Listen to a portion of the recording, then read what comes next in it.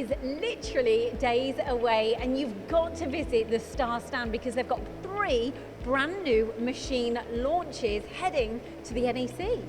That's correct, yes, we've got the SL10 or the 7, same machine, a little bit smaller, the 32, most popular machine in the range, and then the SX38 machine at the top.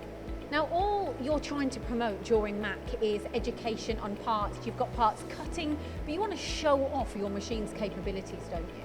Yes, we do. And we've got all our applications team there to be able to explain to customers the benefits of sliding heads, what you can do on them, and there'll be customers telling us things that we can do on sliding heads, and that's the beauty of an exhibition.